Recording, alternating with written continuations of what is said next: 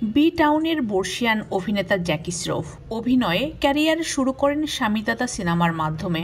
পর্যায়ক্রমে হিরো সিনেমাতে মীনাক্ষী শেষাদ্রির বিপরীতে অভিনয় করেন জ্যাকি। সিনেমাটি তখনকার সময়ে বক্স অফিসে ব্যবসা সফল হয়। তখন থেকেই দীর্ঘ পথ চলা শোবিজ দুনিয়ায়।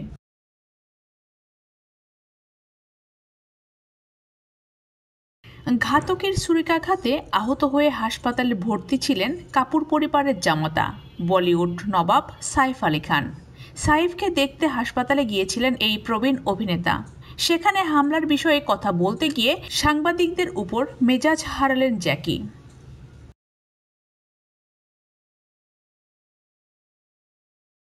অভিনেতা বলেন, এই ঘটনা যে হৃদয় বিদারক তা নিয়ে কোনো সন্দেহ নেই। এই ঘটনার মানে এই না যে পুরো মুম্বাই শহর আর নিরাপদ নয়। এবার থেকে তারকাদের নিজের ও তার পরিবারের নিরাপত্তার বিষয়ে আরও কঠোর হওয়া প্রয়োজন।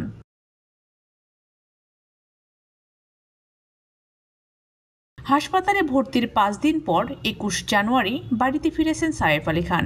ফেরার সময় পরনে সাদা শার্ট, জিন্স, বাঁ হাতে কবজিতে বাঁধা ব্যান্ডেজ, ছোট করে ছাটা চুল, পরিষ্কার কামানো দাড়ি।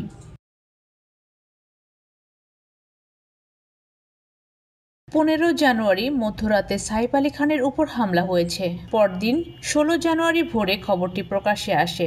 বান্দ্রার বাড়িতে সাইফের শরীরে দুর্বৃত্তরা ছুরি দিয়ে 6 বার কোপ বসিয়েছে। মাত্র 12,000 টাকায় সুন্দরবন ভ্রমণ করুন। Your tours and travels, Bogura. রক্তাক্ত সাইফকে হাসপাতালে নিয়ে গিয়েছিলেন তার সন্তান ইব্রাহিম আলী খান। ইব্রাহিম আলাদা বাড়িতে থাকেন। বাবার উপর হামলার খবর পেয়ে তড়িঘড়ি করে বাবার বাড়িতে পৌঁছান ইব্রাহিম। তাকে হাসপাতালে নিয়ে যাওয়ার জন্য গাড়ি খুঁজে পাননি ইব্রাহিম। রাত 3:30 নাগাদ তাড়াহুড়া করে বাবাকে অটোরিকশায় চাপিয়ে মুম্বাইয়ের লীলাবতী হাসপাতালে ভর্তি নেন তিনি।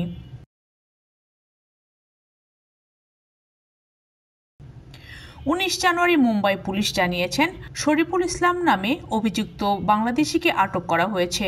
মহারাষ্ট্রের থানার কাছে অবস্থিত একটি ম্যানগ্রোভ জঙ্গল থেকে তাকে আটক করা হয়। অভিযুক্ত শরীফুল ইসলামকে আরও 5 দিনের হেফাজতে নিয়েছে পুলিশ।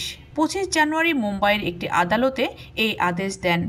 29 জানুয়ারি পর্যন্ত পুলিশের হেফাজতে থাকবেন শরীফুল। এর আগে 5 দিন পুলিশের হেফাজতে ছিলেন তিনি।